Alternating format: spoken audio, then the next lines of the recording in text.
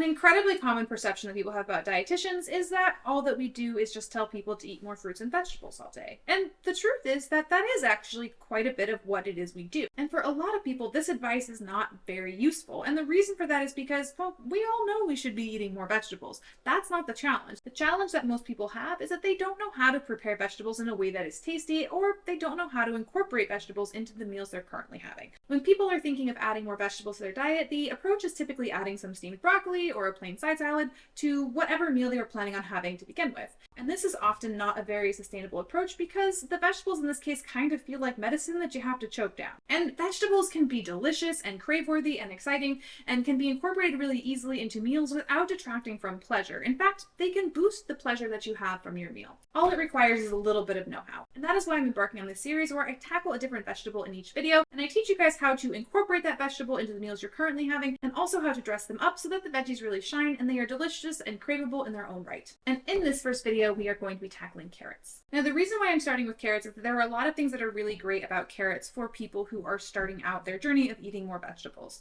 The first is that they are one of the cheapest vegetables. The second is that they have an incredibly long shelf life in the fridge, so if you don't get around to them in the week that you buy them, they're probably going to last for at least a month, if not longer. And the third reason is that the texture of carrots is very consistent. So if you are somebody who has texture challenges and the variability that you can get in the texture of produce is a big part of why you're not incorporating them more regularly, carrots are a really good one to incorporate because the consistency of carrots doesn't change very much. When it comes to incorporating carrots into the meals you're already eating, there are a lot of options. One of my favorite ways to incorporate carrots is grated. Now, the most cost-effective way to get grated carrots is just to use your basic old hand grater. However, for a lot of people, the idea of putting in the manual labor of grating carrots and then the challenge of washing a grater afterwards can be a really big barrier to having that option. So if you fall into that boat, you can consider using a food processor. Now, pulling out the food processor and having to wash the parts after can be a barrier, but you can also grate a lot of carrots really, really quickly. And so it's not as much effort if you're going to pull out the food processor once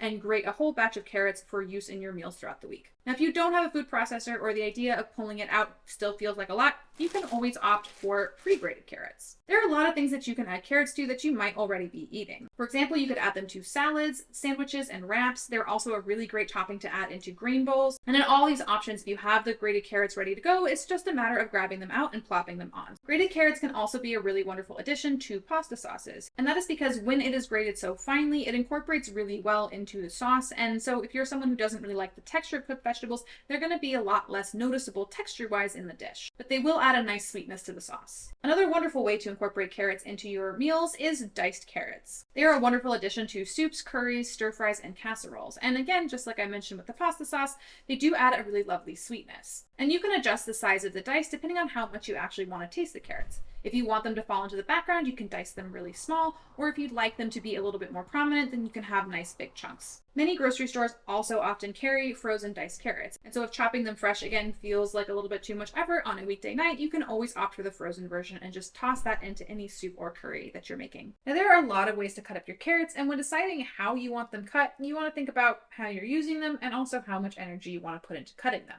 The easiest way to do it is just a basic chop like this. Now, if what you're going for is a smaller dice, so maybe this is something where you want the sweetness of the carrot, but you don't want big hunks of carrot in every single bite, there are a few ways to achieve that dice. The first way is just to take the carrot and line it all the way down like this and cut it in half. Now, you want to be really careful of your fingers, so set your knife up first and then make sure you move your hand right to the top. And then I'll flip them over on the flat sides and do the same thing again. All right, so we're going to do that with both of these.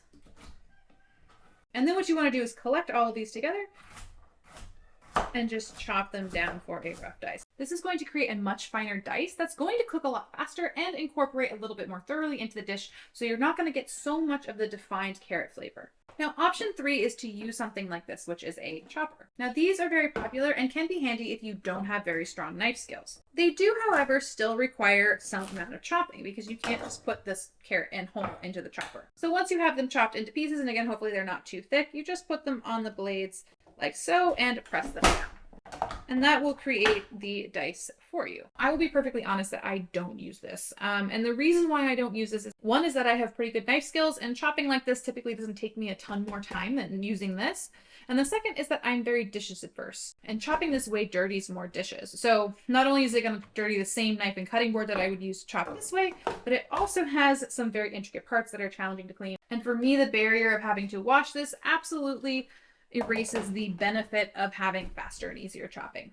But everybody is different in terms of their threshold and what they're willing to work with. So if this is something that is helpful for you, definitely consider investing in one. Another great way to incorporate carrots into your diet is as snacks. So carrots are a wonderful vehicle for dips such as hummus or different dressings. You can either have them as whole carrots, or you can opt for the pre-washed baby carrots that require absolutely no prep. Now, one thing I do like to mention is that if you're actually hungry, carrots alone are not a great snack. And the reason for that is because they're not very calorie dense, and so you can eat a lot of carrots and not actually feel satisfied.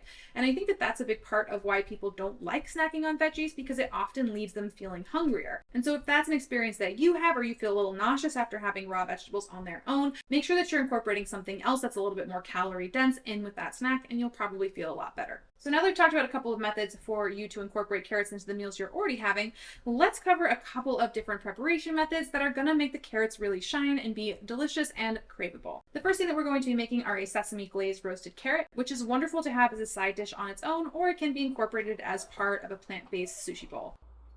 Start off by chopping your carrots to the desired size. So once your carrots are chopped, the next step is to make the marinade. Now, I just about never measure anything when I'm making a marinade, and the reason for that is that I find that not dirtying the measuring spoons and not having to pause and measure things out limits the barriers between me and cooking, and I kind of know what I like the taste of. So I'm going to eyeball here, but if you want exact measurements for this marinade, I do have them available on my website. There is a link in the description box below. So the first ingredient I'm going to add is soy sauce. Next, I'm going to add some rice vinegar, and I like to add about the same ratio of rice vinegar as I do to soy sauce, and that's just because I like things tangy. And ultimately what we're hoping to have is a slightly pickled tasting carrot. We're then going to add some toasted sesame oil. The toasted is going to have more flavor than the pure sesame oil. So if you want that kind of roasty umami flavor, make sure that your oil is toasted. Next, we want to balance out the salty and the sour flavor in this marinade with a little bit of maple syrup.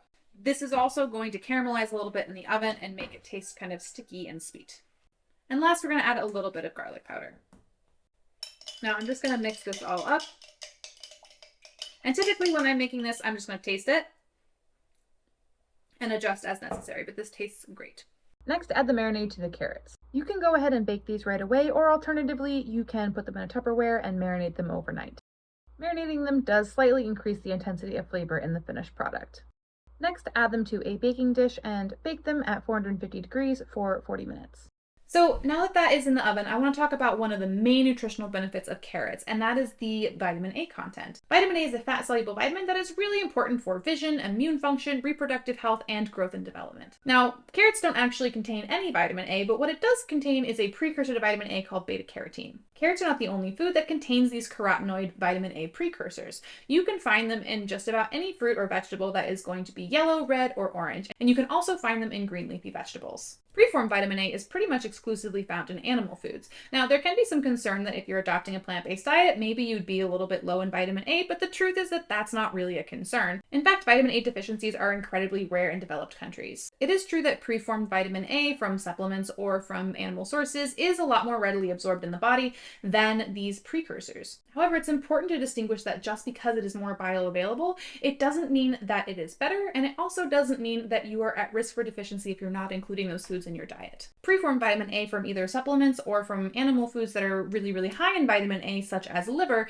actually can put somebody at risk for vitamin A toxicity. And this is why it's really important to avoid these things for people who are pregnant, because it can lead to birth defects. Just to put this into context, the upper limit for vitamin A for adults is 3,000 micrograms. And just 3 ounces of liver contains more than double that amount. In contrast, there is no upper limit for carotenoids. You could eat carrots until the cows come home, and the only thing that's going to happen to you is that your skin might turn a little orange, which is actually harmless and reversible. Now, the conversion of carotenoids into vitamin A is not horribly efficient. However, that doesn't mean that you're not getting enough. When you are getting your vitamin A from plant-based foods, typically the amount of vitamin A that is listed from something like carrots would be expressed in a unit called RAE. And this unit actually takes into account both the bioavailability and the conversion rate of carotenoids into vitamin A. And so the amount of vitamin A that's listed for these vegetables is equivalent to the amount that you would get in preformed vitamin A from animal foods. And so using these metrics, we know that just a half cup of carrots can meet more than half of your daily vitamin A needs. So now let's get those carrots out of the oven, and they are roasted, browned, and sticky sweet.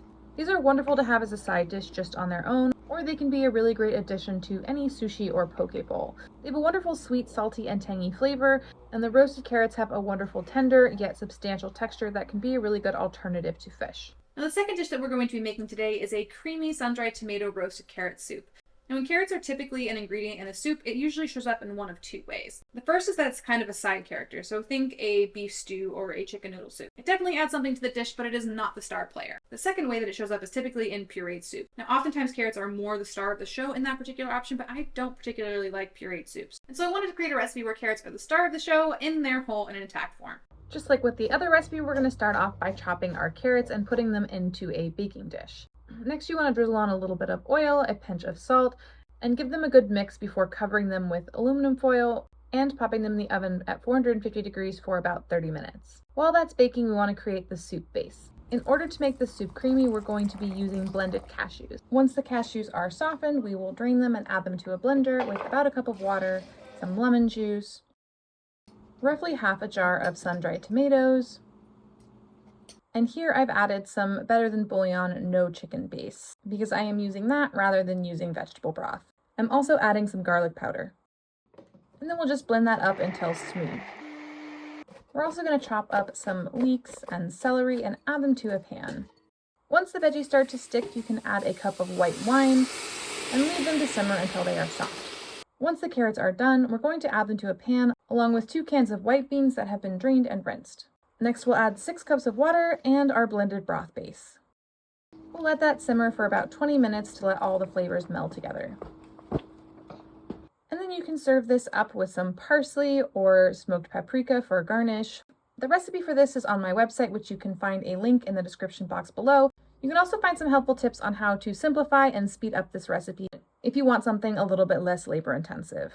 I hope you enjoyed these recipes and that this video inspired you to incorporate more carrots into your meals.